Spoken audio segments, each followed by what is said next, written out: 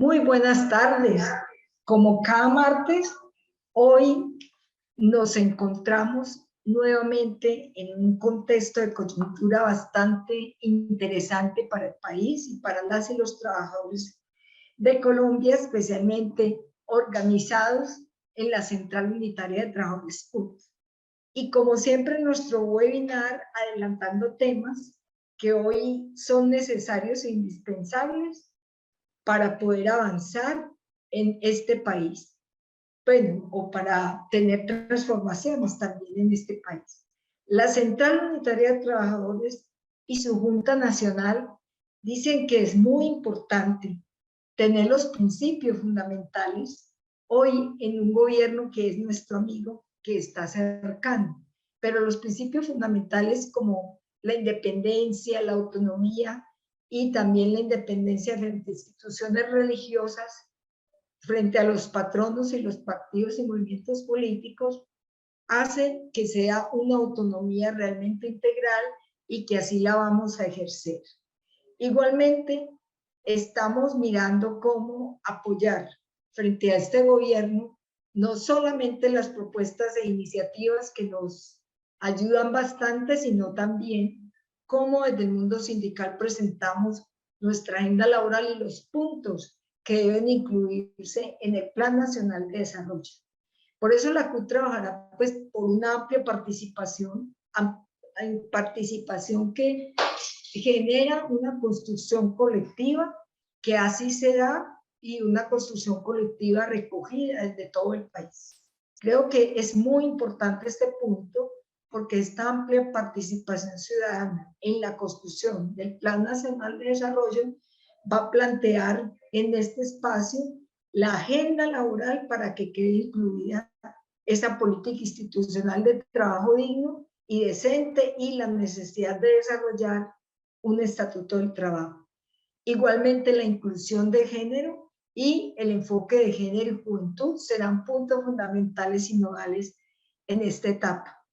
Creemos entonces que la CUT planteará al gobierno la agenda laboral. La vez pasada ya les dijimos más o menos los puntos centrales, pero sí queremos fundamentarlas en tres aspectos. El primero es que se derogue la regresiva ley 789 y que en esta derogatoria de la ley 789 del 2002 se debe recuperar el trabajo diurno hasta las 6 p.m. y el 100% de dominicales y festivos. Igualmente, la tabla indemnizatoria y el carácter laboral del aprendizaje.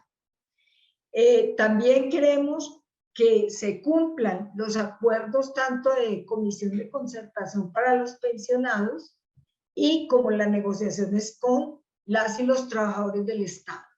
Estos puntos fundamentales también queremos que tengan un pleno desarrollo en los postulados de la Organización Internacional del Trabajo, ya que hemos dicho durante muchos años en esta central, en sus 36 años de vida, es que tenga todo lo que es el trabajo decente, la ratificación de convenios, pero muy especialmente el convenio 190, que si se puede acompañar del convenio 156 de corresponsabilidad familiar, serían los convenios que le dan otro nivel y dignidad al mundo laboral.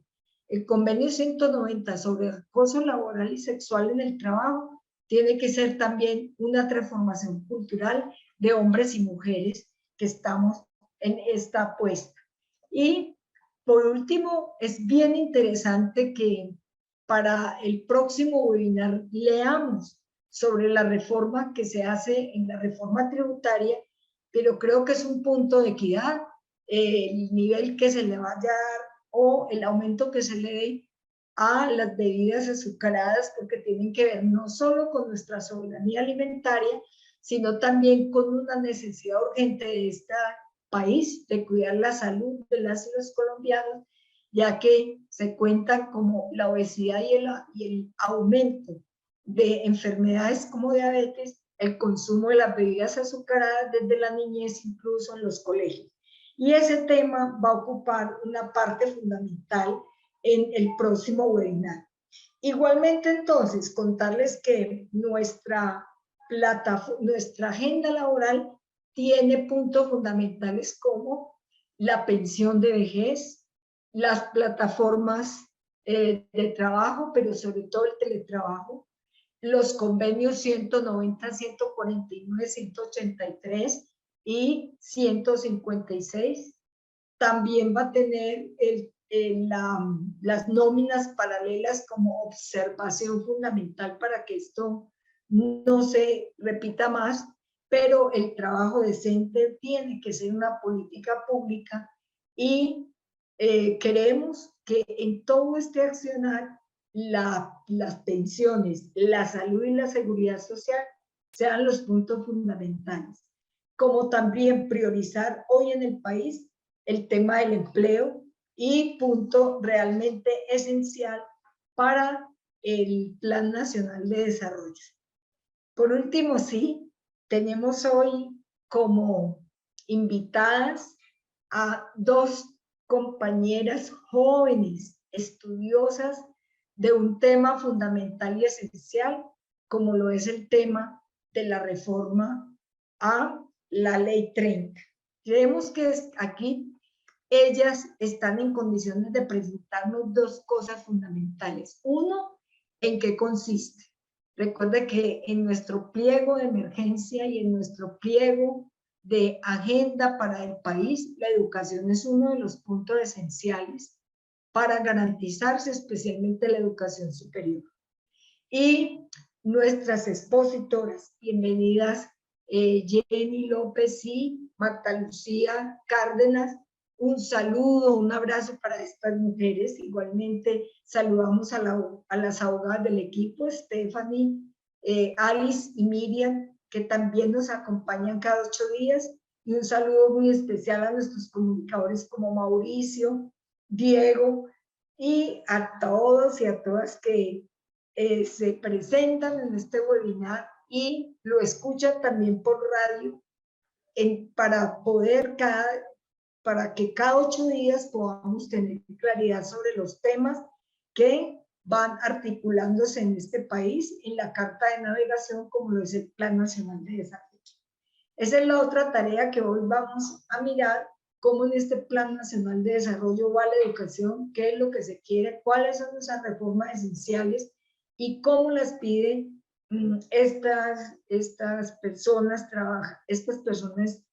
de las universidades, mujeres estudiosas del tema y mujeres que nos van a posibilitar hoy un conocimiento exacto de lo que se quiere con la Ley 30, de la reforma que le quiere hacer a la Ley 30. Entonces, desde la Central Unitaria de Trabajadores las saludamos, le damos una bienvenida y que estamos con muchas intenciones especiales de conocer para nuestros hijos e hijas, para toda la comunidad de trabajadores y trabajadoras que cada 8 días nos acompañan en este webinar, qué es lo que se quiere en este país con la educación y cómo va a ser atendida esta población, cuál es el sueño real de la educación y cómo se garantizaría. En ese sentido, entonces, la Central Unitaria de Trabajadores, no solamente en su agenda, sino en los puntos que se van a llevar en el Plan Nacional de Desarrollo, quiere decirles que la participación en este contexto del país va a ser una agenda de la paz, y en esa agenda de la paz tenemos que las y los trabajadores construir criterios claros frente a cada uno de los puntos.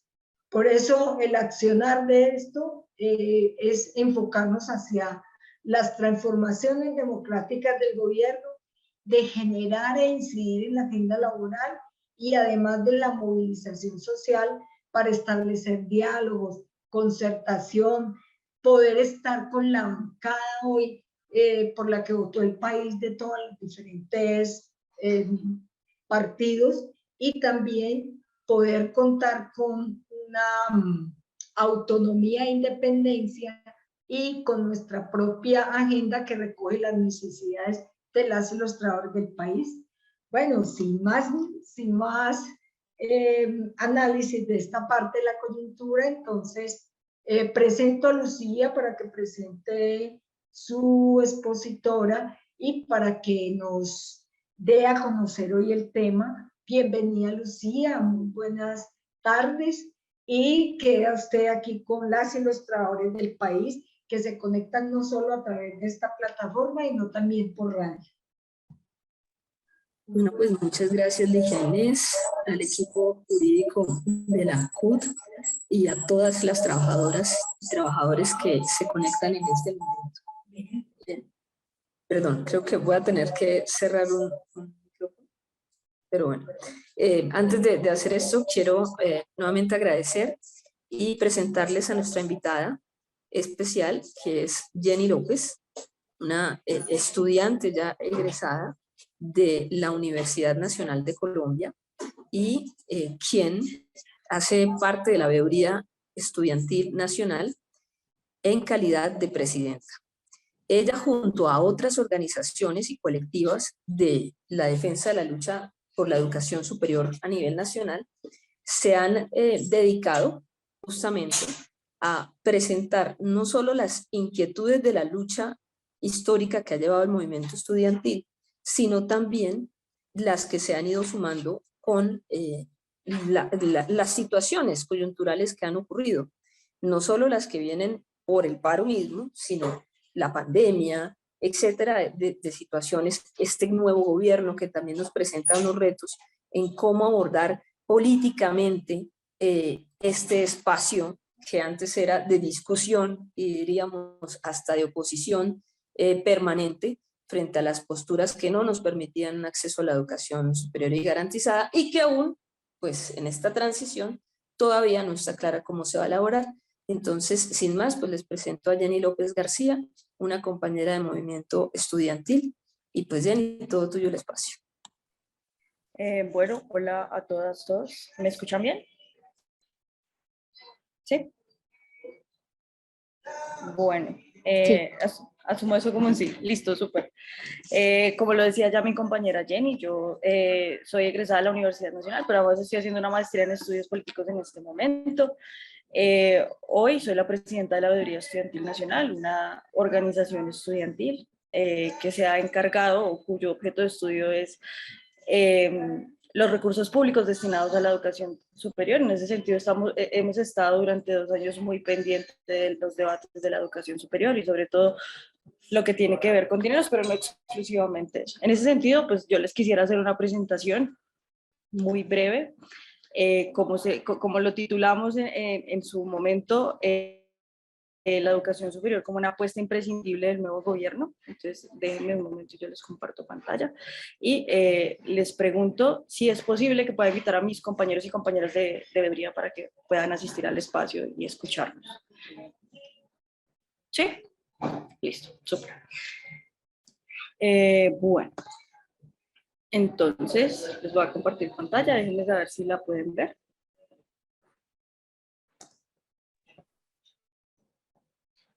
¿Sí? Listo.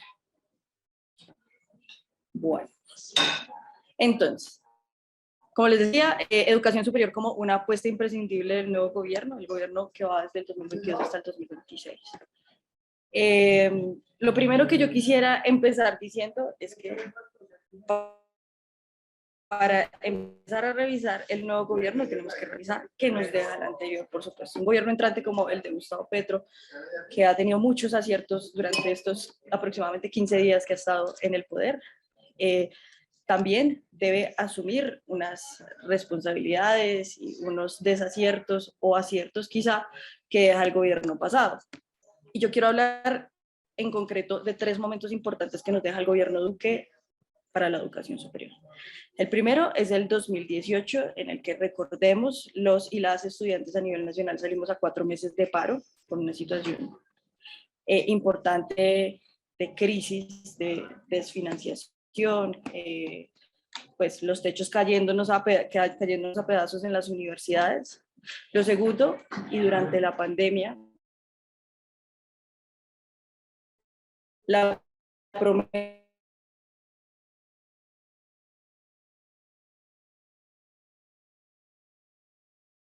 momentos que... Empiezo diciendo esto, Duque empieza mayo. A 2 o 3 meses de su posesión como presidente en el 2018, el gobierno Duque empieza con el presupuesto general de la nación, aprobado con una cifra muy deficiente para las necesidades de la educación superior en términos infraestructurales. Un momento. ¿Siguen viendo mi presentación? Discúlpenme. Sí, está. Sí. ¿Sí? Ahí está la presentación. Sí. Entonces, en el gobierno de Duque, en este momento, Duque propone para su plan, su presupuesto general de la nación, 41.4 billones de pesos para la educación en general. Y no, pues no, demos por sentado que gran parte de ese presupuesto se va para la educación media y básica, totalmente entendible, entendiendo que son muchos más estudiantes, y deja un presupuesto muy mínimo para, uno, los problemas de educación, la educación superior en términos de infraestructura, funcionamiento, etcétera, y todas esas crisis acumuladas durante 20 años de políticas educativas regresivas, pues estallan en un paro y en una crisis presupuestal sin precedentes en el 2018, que nos lleva a las y los estudiantes, no solo de universidades públicas, sino de universidades privadas, a las calles a marchar. Además de eso, pues Duque aprueba un presupuesto general de la nación que no responde a estas exigencias, ya que en ese momento la educación necesitaba 500 millones para cerrar el 2018, 3,2 billones para gastos operacionales y 15 billones para saldar la deuda histórica que han dejado las políticas regresivas de gobiernos pues anteriores a él. Esa es una de las primeras razones. Lo segundo es la Ley 30. La Ley 30, pues, que creo que es lo que nos convoca acá, es el gran pez gordo de la educación superior, el pez gordo del problema de la educación superior desde su formulación en 1992. ¿Por qué? Porque la fórmula es muy simple. En este momento, lo problemático de la fórmula es muy simple. Más estudiantes, menos recursos per cápita. ¿Por qué? Porque la reforma de la Ley 30 condena a las universidades a tener más o menos el mismo presupuesto desde 1992, porque no hay crecimiento del recurso, sino solo hay un ajuste anual basado en el IPC. Pero los gobiernos le han apostado a aumentar la cobertura, es decir, a meter más estudiantes. Los estudiantes que habían en 1992 no son los mismos estudiantes que accedieron a la educación superior en el 2018, y eso quiere decir que con el mismo presupuesto estábamos educando a más personas y teniendo pues menos presupuesto para cada uno de ellos. Por supuesto que lo primero que debe hacer el gobierno, pero me estoy adelantando un poquito, es cambiar esa reforma.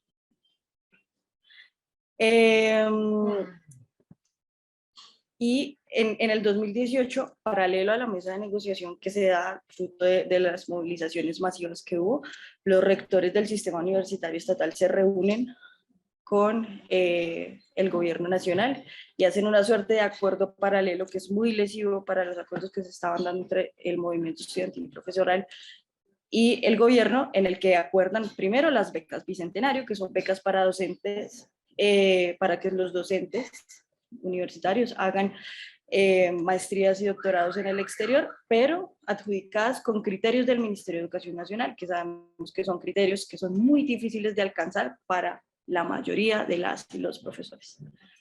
El aumento de la base presupuestal, muy positivo, pero esto que iban a acordar los rectores, o que de hecho terminaron acordando, iba muy por debajo de las exigencias que tenían los y las estudiantes en las mesas. Lo tercero, súper problemático, yo creo que es un tema hasta delicado, y es el saneamiento de pasivos atado a la continuidad de las actividades, es decir, bajar el paro. El gobierno nacional le dice a los rectores de las universidades, de las instituciones de educación superior, yo le hago un saneamiento parcial de los pasivos que usted tiene, de las deudas que usted tiene, sí y solo si los estudiantes bajan el paro. Y no es menor lo último que voy a decir, De hecho, es una cosa que creemos que es importante porque es una conducta que se ha dado por parte de estudiantes, de profesores, del movimiento, de todo el movimiento en general, y es que ninguno de estos acuerdos incluyó a las instituciones técnicas y tecnológicas. Muy, muy importante. Y esto es lo que voy a decir luego en la ley 30. Les decía que producto de las movilizaciones, producto de esos 4 meses en las que los y las estudiantes salíamos a las calles a diario a marchar, con grandes tomas culturales, pero pues con la respuesta del SMAT, del gobierno y del SMAT asesina, se logran una mesa de negociación. En esa mesa de negociación parte de la desconfianza, por lo que les comentaba anteriormente, de esta negociación paralela que hace el gobierno nacional con los rectores del sistema universitario estatal. Y claramente se da en el marco de una represión desmedida de la fuerza pública del gobierno nacional, que pues termina en mutilaciones, capturas ilegales, falsos positivos judiciales y, muy importante, despidos injustificados a profesores que apoyaban el paro o profesores sindicalizados. Luego de esta mesa de negociación se firma un acuerdo que tiene como resultado un dinero extra para las instituciones de educación superior pública, que luego eso resulta siendo pues una cosa que tiene muy poco control por parte de los estudiantes. Esto es una autocrítica y que termina despilfarrándose en varias cositas que la Veeduría Estudiantil Nacional ha encontrado por ahí. Y se firman estos acuerdos, pero estos acuerdos incluían pues unas reformas que tenían mucho más largo aliento, mucha más tecnicidad, por lo tanto tenían que hacerse posterior a la entrega del dinero, y era pues la reforma al ICETEX y la reforma a los artículos 86 y 87 de la ley 30 de 1992. Recordemos que estos 2 artículos en concreto son los que dicen la fórmula de cómo debe entregar el gobierno la plata a las instituciones de educación superior.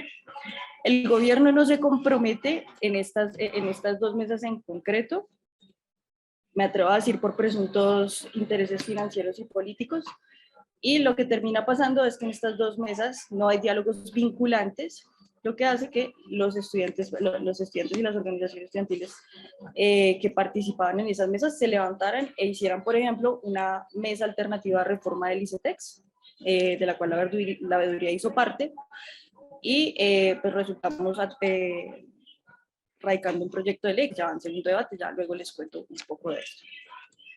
Y pues con la reforma de los artículos 86 y 87, definitivamente no se hizo nada, pero hoy en el Congreso hay varias reformas, hay varios proyectos de ley de reforma a la ley 30 que tocan en concreto estos 2 puntos, pero esto lo hablaremos en otra presentación.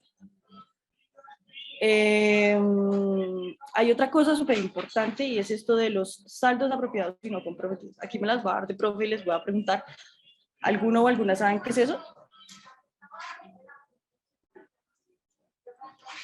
No. No, listo, me las voy a dar de profe.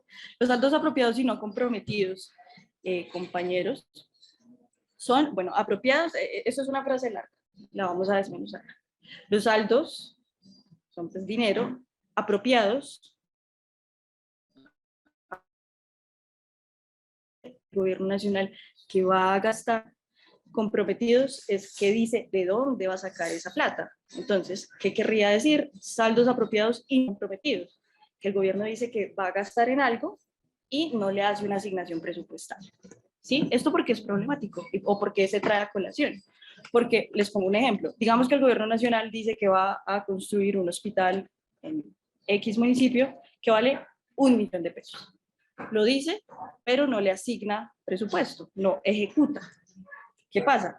Al inicio de la próxima vigencia, es decir, del próximo año, el gobierno nacional hace un ordenado de las cosas que se comprometió, pero que no le hizo asignación presupuestal, y esos presupuestos quedan como a libre destinación. El gobierno nos promete en el 2018 que esos saldos apropiados y no comprometidos iban a ir para la educación superior, lo cual fue falso. ¿Por qué? Porque nos metieron un conejo, pero un conejo así de grande. Y ese conejo era que, eso decía que nos iban a asignar los saldos apropiados y no comprometidos siempre y cuando no se aumente el déficit fiscal de la nación. Eso es un conejo enorme, porque cada vez que los estudiantes pedíamos eso, ellos decían, no, porque eso incrementa el déficit de la nación.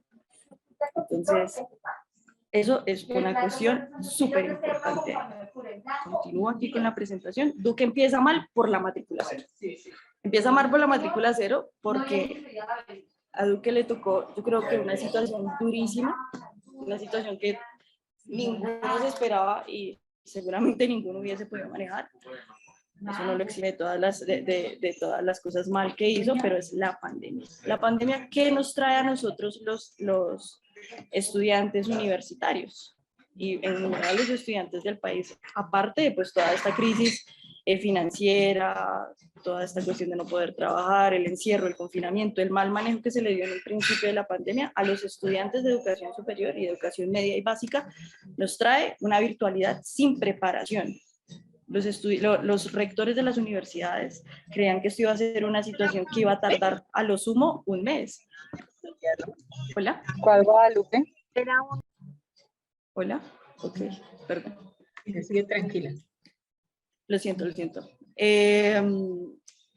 La pandemia, los rectores creían que esta situación iba a durar a lo sumo un mes y medio, tal vez 2 veces, y lo que hacen es adelantar las vacaciones en algunas instituciones, u otros poner en marcha seguir el semestre, porque ya teníamos el semestre iniciado en muchas instituciones de educación superior, improvisando de a poquitos. Les cuento un caso particular, yo resulté viendo finanzas avanzadas con un profe pues que no estaba preparado para la virtualidad y que resultó anotándoles las fórmulas en un cuaderno y poniéndolas así. Obviamente eso se pixela, obviamente fue muy difícil adquirir el conocimiento de esa manera. El primer semestre para todos y para todas fue un fiasco, porque ninguno y ninguna estaba preparada para ello y el gobierno nacional no dio los lineamientos para que pudiéramos contener esta situación que no estaba en la cabeza de nadie. Pero gracias a la pandemia y gracias a este primer semestre en el que todo falló, nos empezamos a dar un debate súper importante y es eso de la conectividad como derecho universal. ¿Cómo garantizamos que todas y todos los estudiantes del país estén conectados y puedan acceder a la educación media, básica y superior en un contexto en el que sí o sí tenemos que estar en confinamiento, porque estamos pues en una pandemia que no responde a situaciones locales, sino a condiciones que nos exceden, que fueron de orden mundial. Entonces, se da ese debate y se empiezan a exigir condiciones de bienestar universitario en las instituciones de educación superior. Yo les cuento así como de manera anecdótica que yo en ese momento era la representante nacional de bienestar universitario aquí en la Nacho y nos tocaba recibir casos con mis 4 compañeros del tipo de vivo en una vereda, en un municipio, el cual, por ejemplo, yo no sé la ubicación geográfica y me tengo que subir a un árbol, definitivamente no tengo internet, tengo que bajar al pueblo cada 15 días y eso es con un montón de restricciones porque tengo que mostrar que voy a ir a hacer mercado, definitivamente no me puedo conectar y no puedo seguir asumiendo el semestre. ¿Qué hago? Nadie estaba preparado para eso, entonces esto lleva a una crisis económica y a un estudiantado con muy pocas condiciones de bienestar y a unas instituciones de educación superior sin capacidad financiera de darlas. Se dieron un montón de subsidios, tablets, planes de datos, situaciones que fueron insuficientes y que terminaron en definitivamente una baja importante de la calidad educativa de las instituciones de educación superior. Pero llega el salvador de todo, después, por supuesto, de un montón de huelgas de hambre, a decir, vamos a dar matrícula cero. La matrícula cero no son más que subsidios focalizados en los que el gobierno nacional dice, vamos a darle subsidios a estratos 1, 2 y 3, con este puntaje de ITFES, que eso es lo que van a hacer ahorita en este próximo semestre. Tienen que tener, por ejemplo, en el nacional cierto PBM, y nosotros y nosotras sabemos que esta pandemia, a pesar de haber golpeado de manera más contundente a las poblaciones más vulnerables de este país, nos afecta a todos, entonces deja a un montón de estudiantes en un limbo en un limbo impresionante por no poder acceder a los subsidios del gobierno nacional. Y Duque empieza mal, es el tercer momento, con el ICETEX.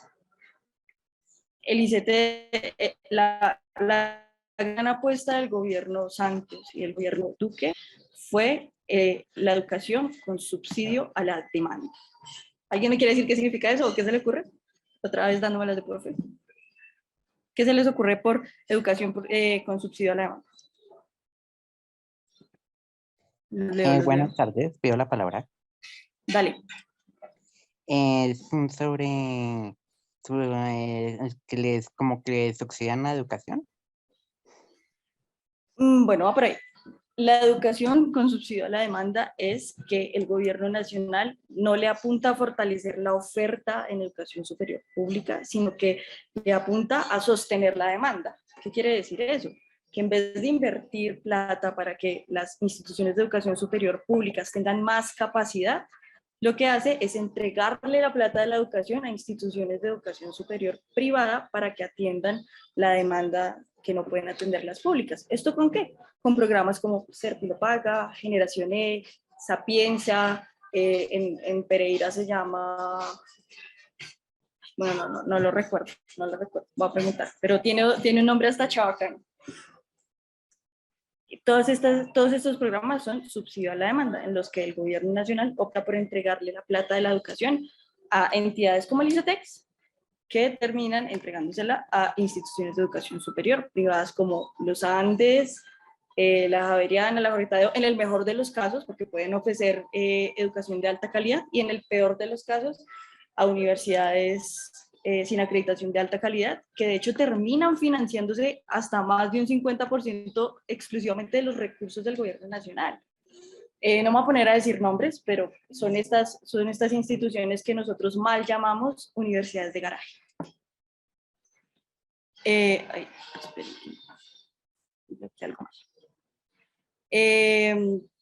Otro problema súper importante, yo creo que es el más importante, y es que Duque empieza mal porque al subsidiar la demanda lo que hace es poner a un montón de jóvenes de poblaciones vulnerables a endeudarse con deudas impagables porque además de eso son en dólares. Entonces, las personas que accedieron a su crédito educativo cuando el dólar estaba a 1.800, hoy están pagando un montón de veces más porque las deudas o de donde saca la plata las instituciones como el ICETEX son de deudas que adquiere el gobierno nacional con el Banco Mundial en dólares. Además de eso, pues tienen un montón de intereses que son impagables. Gente organizada, por ejemplo, en ICETEX te arruina, dice que estos intereses ascienden al 18%, esto supera la usura en muchos bancos, y pues es para un interés muy altruista. Recordemos que hace un montón de años el padre de Ingrid Betancourt crea el ICETEX con el fin de que los estudiantes pudieran acceder a becas en el exterior y vinieran y retribuyeran lo que aprendieron acá, y que con eso era con lo que pagaban. Pero hoy esta entidad se comporta con lógicas de banco, cobrando intereses, acosando a los deudores, llamándolos y poniéndolos incluso al borde del suicidio, porque y las agremiaciones de deudores del ICETEX, como deudores del ICETEX, han reportado incluso suicidios por el acoso que tienen entidades como el ICETEX. Y entonces, con este panorama, ¿qué nos queda? ¿Qué nos queda? Es un panorama difícil, y estoy hablando solo del tema de la educación. Ya luego con los empalmes y con todas estas cuestiones que han venido pasando desde que Gustavo Petro y Francia Márquez son elegidos como presidente y vicepresidenta respectivamente, vemos que el gobierno Duque dejó la olla raspada. Pero en educación, ¿qué va a pasar ahora? Entonces, todo lo que pase aquí en adelante va a ser, como decíamos jocosamente por allá en el 2012, culpa de Petro. Pues estas son las promesas que Gustavo Petro y Francia Márquez nos hacen en campaña. La reforma integral a la ley 30, muy importante, porque como les decía anteriormente, esta es la ley que regula la educación superior, y en concreto el 86 y el 87, los que regulan cómo se financia. reforma del ICETEX. Él en campaña, recordemos que decía como el ICETEX se tiene que acabar tal y como está ahorita y tiene que volver a las lógicas que tenía hace, no sé, 60 años. Presupuesto para la educación, aumentarlo, sanear la deuda histórica que estaba con 15 millones hace 4 años, pero ahorita no, la verdad no tengo la cifra de cuánto asciende. Esta cuestión de la universidad del territorio, que de manera jocosa nuestro presidente dice, desocúpenme los terrenos de los municipios que vamos a poner universidades ahí. Y en últimas, con esto, garantizar el acceso universal. Esa fue su gran apuesta, que todas y todos los jóvenes del país pudiéramos acceder a la educación superior, así como en otros gobiernos se apostó a que fuera hasta la educación media. Pues, ¿qué nos queda? Cumplir por parte del gobierno. Esa sería la respuesta fácil. La respuesta fácil es cumplir, sin embargo, todos y todas sabemos que hay muchas restricciones presupuestales porque Iván Duque deja la olla raspada y hoy estamos como en el debate de la reforma tributaria, que sí, que no, si hay que grabar a los más ricos, esto sí me afecta, esto no me afecta, incluso en el imaginario colectivo está eso del 4 por mil, no, a mí sí me afecta, no, venga que la gasolina, que no sé qué. Ahorita estamos en ese debate porque para hacer todas las reformas que nos promete Gustavo Petro, lo que se necesita es plata. Plata que, me atrevo a decir, los gobiernos pasados pues desangraron del erario público. Eso por parte del gobierno, pero ¿qué tenemos que hacer nosotros y nosotras las estudiantes? Porque esto no es como ya elegimos gobierno y nos vamos a sentar a que cumpla. Por supuesto que no. Así como lo indicaban ustedes. Doctora. ¿Toca llenar asistencia de la actividad? Kat, si quieres te respondemos por el chat en un ratito. Ya pregunto tu pregunta. Gracias. Muy amable. Okay, gracias. Listo. ¿Qué es lo que nos queda a los estudiantes? ¿Qué tenemos que hacer las y los estudiantes? ¿Nos quedamos de brazos cruzados y esperamos a que nos cumplan porque nosotros ya hicimos nuestra parte y elegimos presidente? ¿O, como dijeron ustedes muy acertadamente con las centrales obreras y los sindicatos, nos mantenemos independientes? Más bien celebramos lo que haya que celebrar, pero también le hacemos control a lo que de pronto esté regular. Entonces, acá lo desgloso en tres grandes ejes: el enfoque, las prioridades y la acción. El panorama ya se los conté. Gobierno alternativo por primera vez en mucho tiempo, yo me atrevería a decir que en la historia. Un ministro de Educación impopular. Esto es importante porque Alejandro Gaviria no cuela bien en el imaginario colectivo de los estudiantes de educación superior. ¿Por qué? Porque pues él en su campaña como precandidato presidencial tenía unas lógicas muy distintas a las que elegimos nosotros y nosotras con el gobierno Petro. Hola. Tranquila. Perdón, listo. Lo tercero es la cantidad de proyectos de ley que hay para reformar varias cuestiones problemáticas de la educación superior, entre ellas la reforma a la ley 30. Lo cuarto, súper importante, les contaba yo que producto de 2 años, de 4 meses de movilizaciones estudiantiles, las y los estudiantes logramos unos acuerdos con el gobierno nacional que nos dieron una plata adicional para nuestras universidades. Gobierno, pro gobierno, entonces como le dijimos al gobierno vamos a hacer pro gobierno. Bueno, ¿o cuál es la otra? La otra es, históricamente hemos sido oposición. El movimiento estudiantil se ha opuesto a todos los gobiernos, porque todos los gobiernos han tenido reformas regresivas. Hay una tercera vía, pro gobierno, oposición. ¿Qué hacemos? Pues habrá una tercera vía y es esa vía que muy acertadamente comentaban al principio de las centrales obreras, y es la independencia. Celebrar lo que haya que celebrar, impulsar lo que haya que impulsar, pero también no renunciar a esa mirada crítica, no renunciar a la rigurosidad que tenemos para analizar las políticas y oponernos a lo que definitivamente no vaya en contra, primero, del programa de gobierno que elegimos y segundo, pues de nuestras expectativas como movimiento estudiantil, social, popular y juvenil. Sigamos. ¿Cuáles serían las prioridades entonces? ¿Cuáles serían las prioridades tanto para el gobierno nacional como para el movimiento estudiantil en términos de exigencia? Primero, una reforma integral a la ley 30. Hay quienes dicen que el problema es la plata. que no tenemos plata. Y claro, la plata no solucionaría un montón de cosas, pero la plata ¿para qué? La plata ¿con qué control? La plata ¿con qué lógicas? Entonces, es importante, en efecto, es importante reformar los artículos 86 y 87 de la Ley 30, pero también hay que salir de ese debate de que el problema de la educación superior es la plata.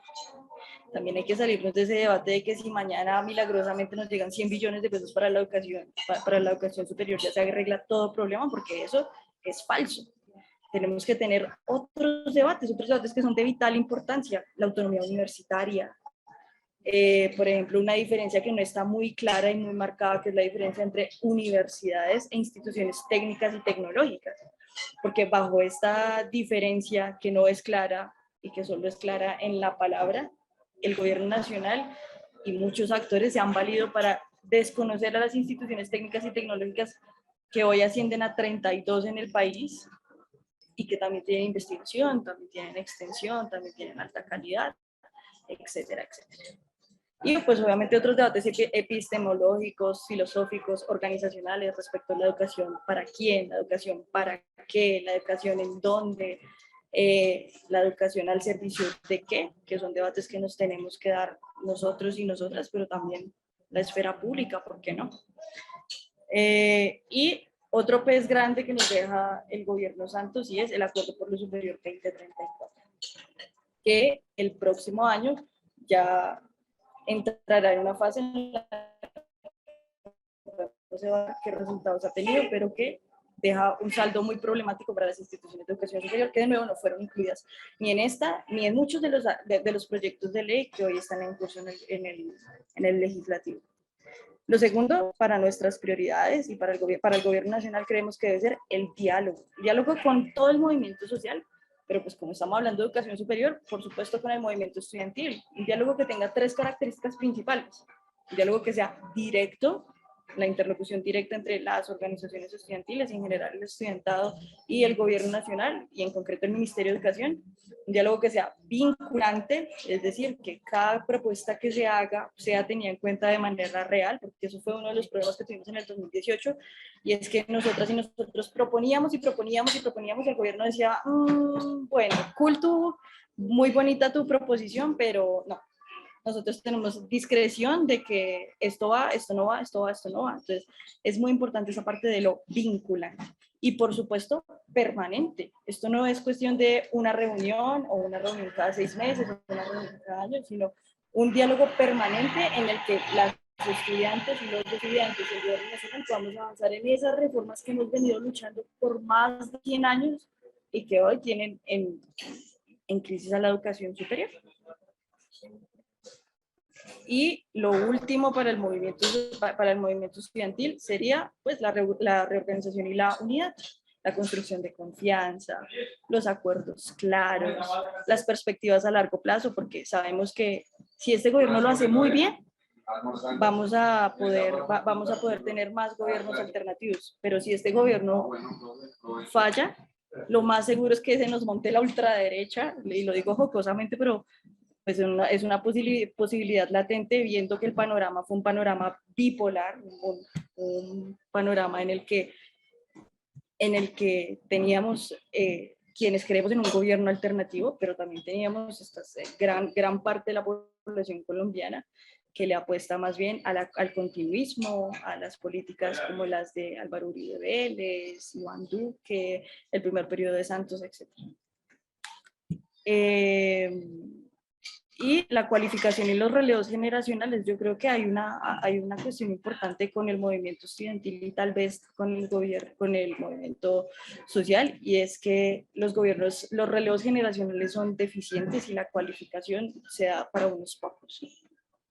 Por último, pues, ¿cuáles son esas acciones? De nuevo repito, reorganización, encuentros estudiantiles, congresos nacionales, asambleas en las que un gobierno alternativo y abierto al diálogo pueda participar. La cualificación a través de seminarios, esto que estamos haciendo es muy importante,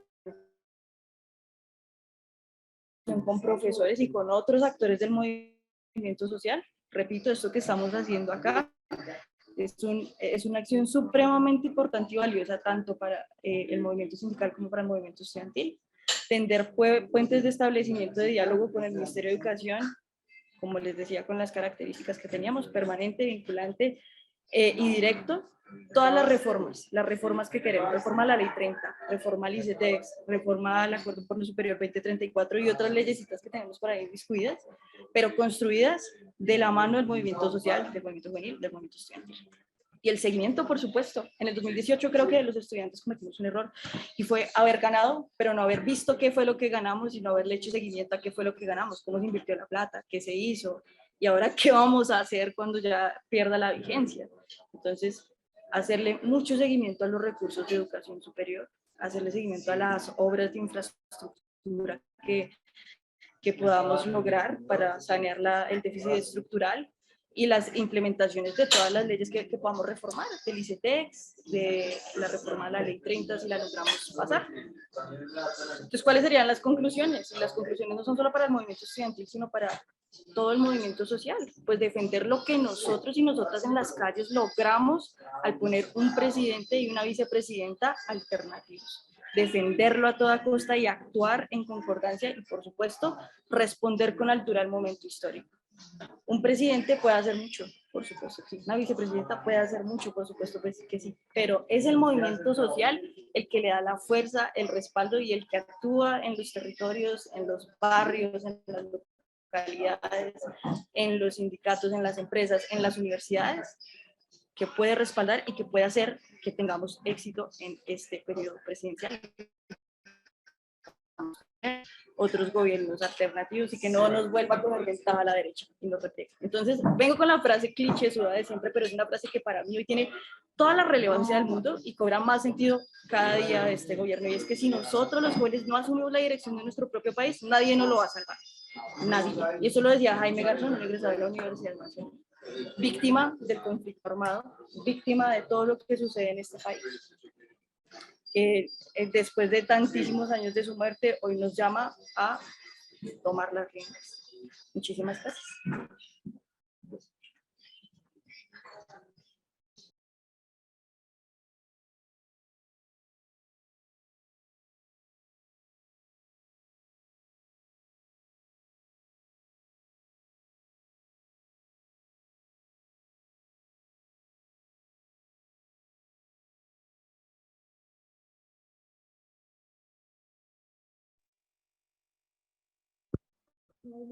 Lucy, abre el micrófono.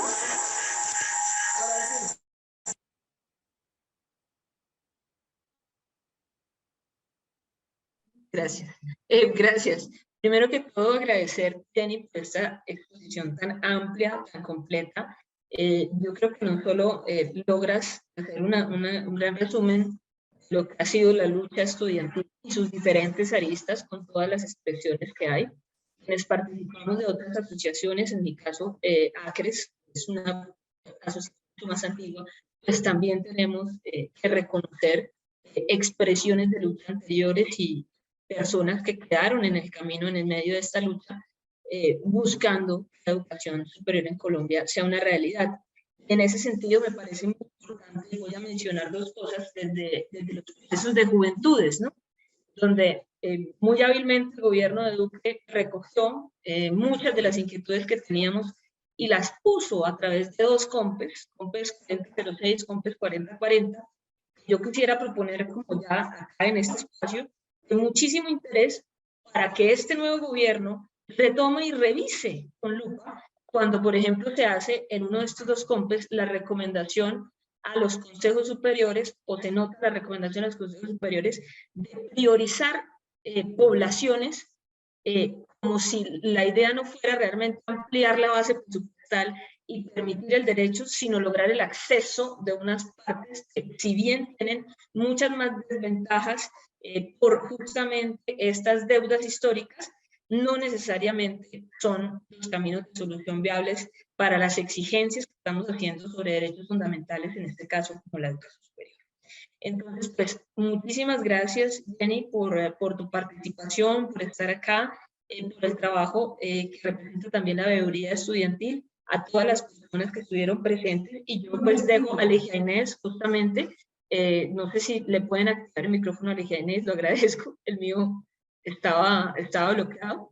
Entonces, este webinar tiene un punto cerrado, entonces a las 12 en punto tenemos que darle cierre. Voy a dejar a Ligia Inés, perdón.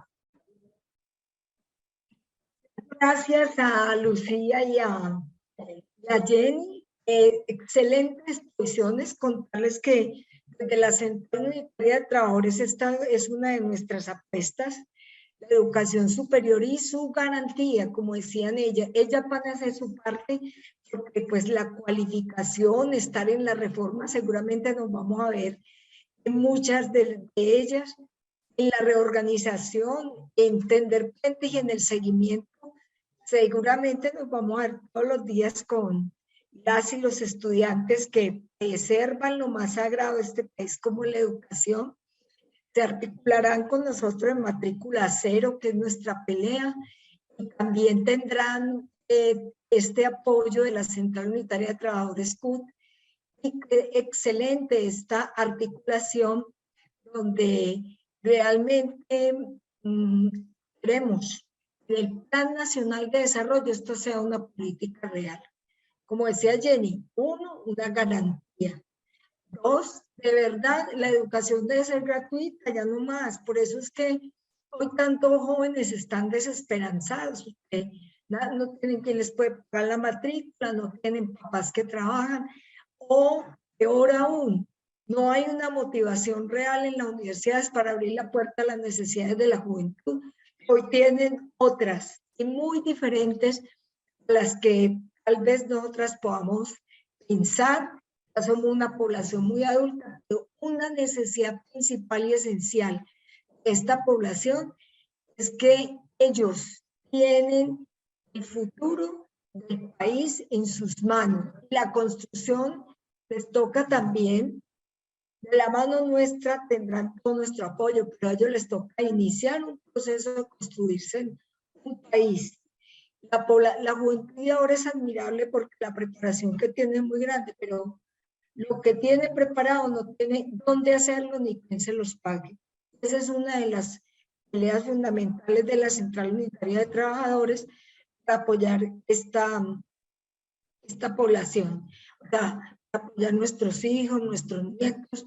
Y si esa no es nuestra apuesta, sería muy grave hoy ya para hombres y mujeres que hoy nos acompañan. Igualmente en el magisterio que está formando hombres y mujeres, jóvenes, niños, niñas, para la educación, tengan una proyección real para poder llegar a la educación superior de todas estas experiencias y apoyos.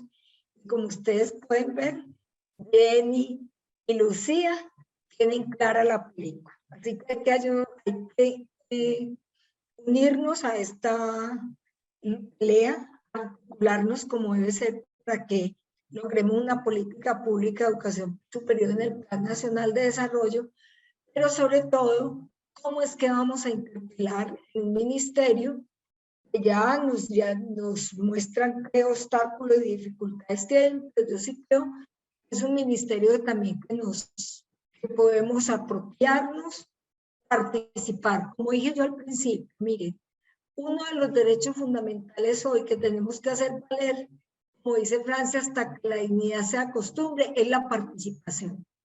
Si no participamos de lo que se está construyendo, es muy difícil, pero muy, muy difícil atender lo que realmente las personas quieren. No sé si había más preguntas, si Jenny las contestó todas y Lucía. Pero yo creo que es muy importante que esta tarde nos vamos pues con la idea de que tenemos un equipo de jóvenes hoy atendiendo uno de los puntos fundamentales que la Central Unitaria de Trabajadores impulsa, más gratuidad en la educación y matrícula cero, y que ellas con toda su experticia muy experimentadas nos propusieron en el día de hoy. Como les dije al principio, entonces, hasta aquí llegamos con este webinar. Muchas gracias, Jenny. Muchas gracias, Lucía. Son ustedes nuestras inspiradoras en la lucha por el derecho a una educación. Bueno, una feliz tarde para todas, para todos. Y aquí seguiremos hablando de qué otras políticas vamos a llevar al Plan Nacional de Desarrollo. Muchas gracias. Feliz tarde y bueno, hasta luego. Chao. Hasta Feliz luego, tarde muchísimas para gracias por la todas. invitación. Todos. Muchas gracias, Dori, muchas gracias, Jorge, Yolanda, toda la población que hoy nos acompañó, Susana, gracias. Es muy Carlos interesante. Yolanda, Buenas Ian, tardes. gracias Gracias por por acompañarnos. el Buenas evento. tardes, hasta luego.